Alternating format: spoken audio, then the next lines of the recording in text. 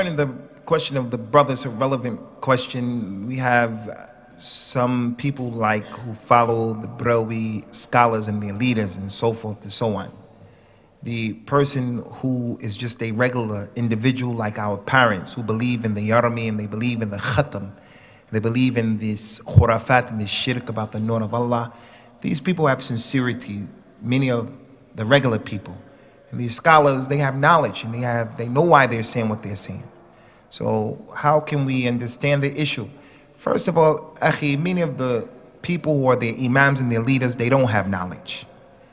Ahmed Barelwi himself, in the things that he wrote, the great Sheikh from Pakistan who was murdered, and we ask Allah for him the Shahada, Ihsan Ilahi Dhahir, Rahimahullah Ta'ala, he exposed the aqidah of what they believe in, that all a person has to do is just to go open-mindedly and to read what he said in terms of his refutation. Ahmed Barelwi didn't have knowledge. He built his beliefs upon weak hadith, fabricated hadith, speculation. It's not built upon ayat and built upon what the companions understood about those ayat. So it becomes necessary for the regular person to read. And many times our elders, they can't read. So it's your job, it's your responsibility to give them dawah and to be ready for the long haul. They may not necessarily accept from you your dawah right away, so don't get mad. They've been raised on that. Sometimes it's hard to break those ideas. That's just how it is. Any Muslim who became a Muslim will tell you their parents, their relatives, they can't refute the religion of Islam. They say, look at the Muslims, they're killing, they're doing this. They say, look at the Muslims. Their biggest issue of contention is, you want me to relieve the religion of my forefathers? They can't make you and help you to understand Christianity. They themselves don't understand Christianity. They don't understand Christianity. So many of our relatives do not understand. That's why they argue, they're argumentative, they threaten, they don't bring dalil.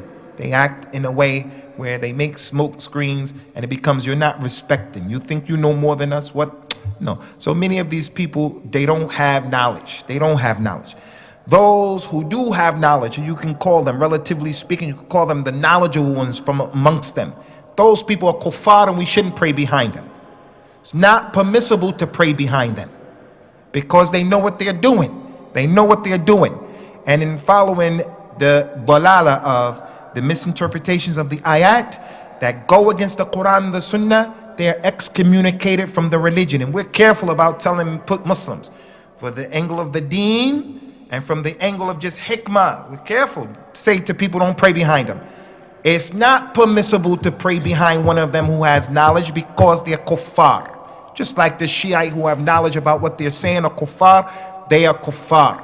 And even those ones, again, they're misinterpreting the Quran, the ayat of the Quran. They're never giving us ayat and in the tafsir that the companions built their religion upon, and they're using the ahadith that are out of context. And Allah knows best. As for an example of a scholar who has sincerity, one of the great examples that we can have is Ibn Hazm, who was a rich boy, had a lot of money. He lived in opulence. He came into the masjid, he sat down. The people said, don't sit down. What are you doing? You have to pray 2 rakats. So he got up and prayed 2 rakats. He went to a janazah, came back after Asr, and he went to pray 2 rakats. People said, don't pray 2 rakats at this time. He said, first they told me to sit down, then they told me don't pray. I don't know which one to do. Then he went after knowledge himself. He became knowledgeable about the religion, and he changed his ways. This is all we're asking the people to do. To stop relying upon what you were taught and what you think is the truth. How many of our mothers and fathers can read and write and they've actually studied the religion, and yet they become upset when you mention the names? It's not wise to mention names. It's not wise to mention names. From the Sufis, this ittihad, everything is in Allah.